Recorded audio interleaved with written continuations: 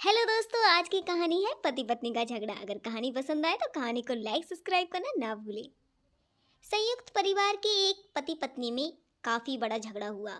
ये झगड़ा उन छोटे मोटे झगड़ों से ज्यादा गंभीर था जो हर पति पत्नी में समानता होता है, क्योंकि इस झगड़े में एक दूसरे की आलोचना करते करते इतनी बात बिगड़ गई कि पति पत्नी ने एक दूसरे को तलाक तक की बातें करने लगे थे। संयुक्त परिवार में बाकी सभी लोग बहुत परेशान हो गए और वह सब किसी तरह इन दोनों को समझाकर इस झगड़े का अंत करना चाहते थे।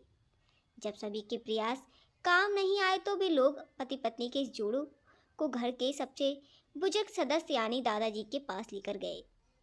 जब दोनों पति पत्नी दादाजी के कमरे में प्रवेश किया तो दादाजी उन दोनों को बैठने के लिए कहा और फिर पूछा, बताओ तुम्हारी समस्या क्या है।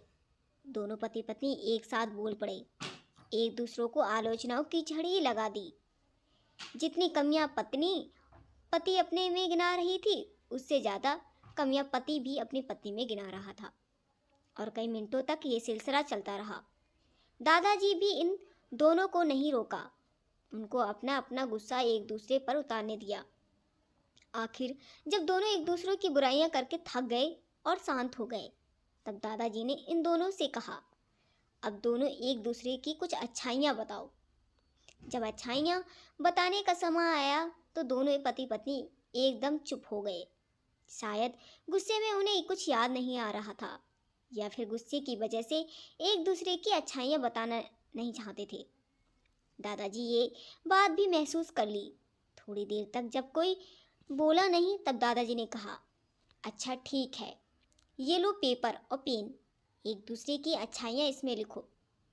पति पत्नी दोनों ने एक ही प्लेन पेपर लिया, एक दूसरे से काफ़ी दूर बैठ गए और थोड़ी देर तक ना पति ने कुछ लिखा न पत्नी ने।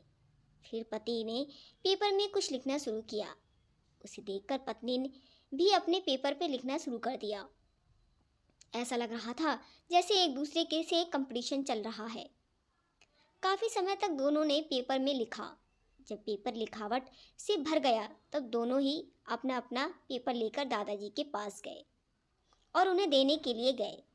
दादाजी ने उन दोनों के ही पेपर लेने से मना कर दिया और कहा, अपने अपने पेपर एक दूसरे को दे दो और जब एक दूसरे के पेपर पढ़ो तो पति पत्नी और को पत्नी को अपना पेपर दे दिया।